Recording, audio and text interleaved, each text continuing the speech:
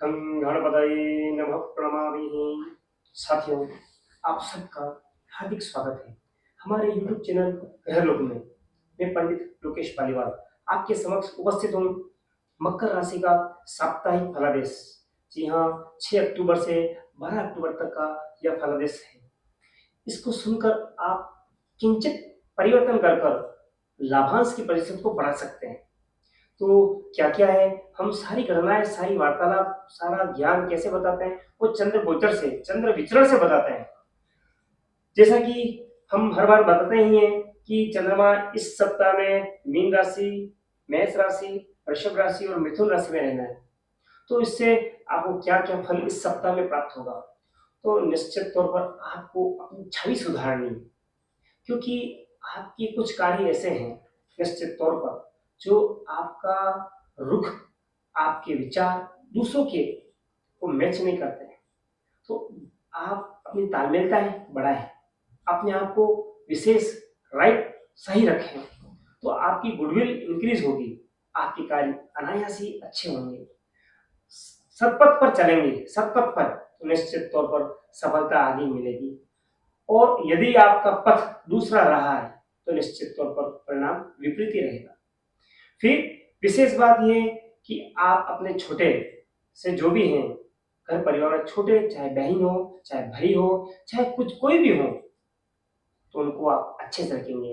यदि आपके घर में कुछ वर्कर भी हैं, नौकर भी हैं, उनको भी आप अच्छा रखेंगे। अगर आपने अनबन रखी, बोलने में ध्यान नहीं रखा, निश्चित तौर पर आपका सभी प्रकार से कुछ न कुछ नुकसान हो सकता है।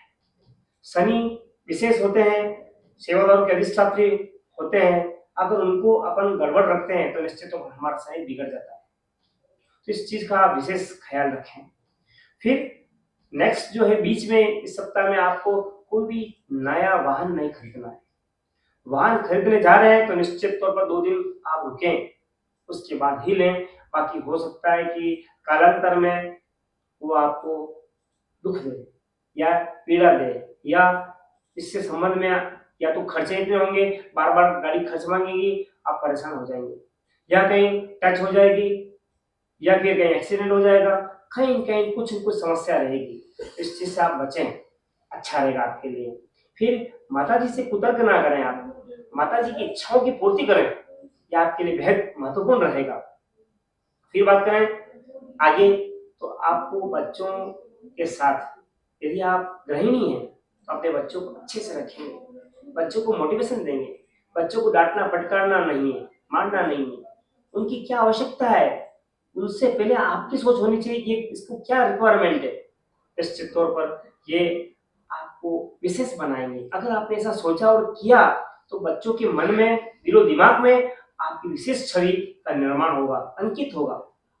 फिर लास्ट में आपको हल्का भय रहेगा, मन में डर रहेगा, मेरा ये कार्य नहीं हुआ, ये कार्य नहीं हुआ, क्या होगा क्या होगा।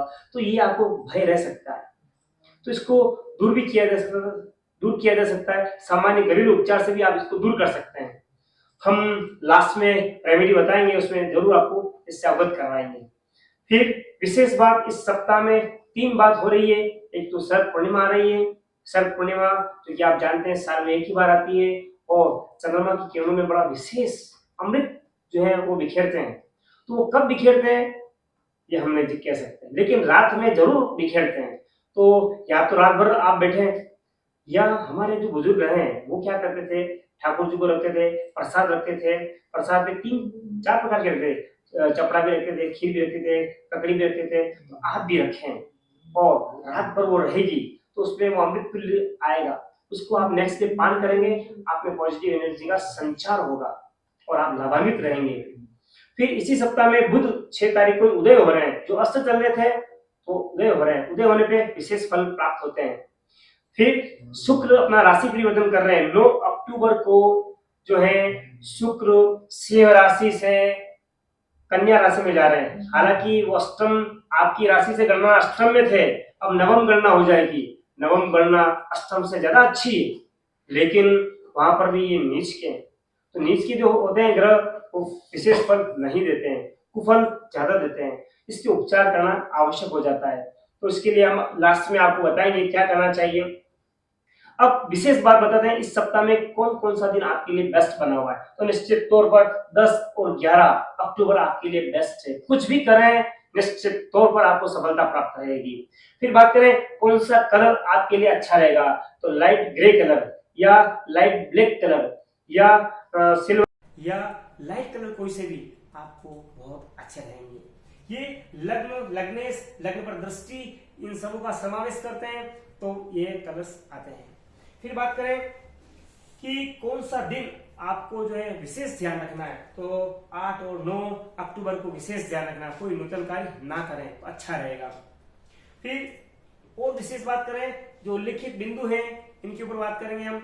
हेल्थ के ऊपर जब भी बात करेंगे लग्न और रोग भाव दोनों का विचार हम अवश्य करते हैं। तो लग्नेश शनि चंद्रमा के साथ गया है, रोगेश बुध मंगल के साथ गया है, तो निश्चित तौर पर पेट के आसपास और हाथ पांव यहाँ पे आपको कुछ न कुछ समस्या रह सकती है। निश्चित तौर पर चोट लग सकती है, पेन कर सकते हैं, खिंचाव हो सकता है। तो घरेलू किचन टिप्स से आप इसको दूर कर सकते हैं, घरेलू उपचार से आपको अच्छे हो सकते हैं। कोई विशेष बात नहीं है, आराम से हो सकता है।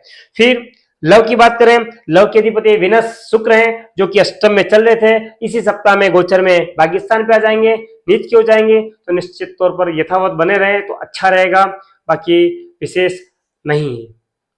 फिर रिलेशन की बात करें तो रिलेशन के लिए लग्न देखा जाता है, लग्नेश शनि है, चंद्रमा के साथ गया है। मन को अनुकूल रखेंगे तो संबंध अच्छे रहेंगे, मन को विपरीत रखेंगे तो निश्चित तौर पर परिणाम भी विपरीत ही रहेंगे, क्योंकि मन का कारक चंद्रमा होता है और चंद्रमा शनि के साथ विष योग बना रहा है। इस वजह से आपको इस चीज को विशेष ध्यान रखना है। फिर बात करें कैरियर की, तो कैरियर के अधिपति आपके शुक्र हैं जो कि अष्टम में गए हुए थे, साथ में मंगल बुध वहीं स्थित हैं, तो आपको विशेष क्या ध्यान रखना है, वाणी कमीशन से आपको अच्छा लाभ मिल रहा है, वाणी और कमीशन से। बाकी यदि आप लग्जरी आइटम के पीछे जा रहे हैं तो उसमें आपको कुछ न कुछ समस्या रहेगी निश्चित तौर पर, और जो वांछित परिणाम वांछित लाभ जो है वो आपको नहीं मिलेगा। दूसरा घर परिवार वाले भी आपको कहीं कहीं प्रभावित करेंगे कि ये कार्य मत कर, ये कार्य कर, ये कार्य मत कर, तो इस प्रकार से आपको ये फेस करना पड़ सकता है। इन चीजों से आप पूर्व ही अवगत हो जाएं। फिर बात करें यदि आप छात्र हैं तो निश्चित तौर पर छात्र यानी पंचम भाव विद्या बुद्धि उपासना, इसके अधिपति लॉर्ड वो इस विनस हैं, शुक्र हैं, अष्टम में गए हैं, राशि परिवर्तन कर रहे हैं, स्थिति विशेष नहीं है, आपको अभी और कुछ समय तक इंतजार करना पड़ेगा।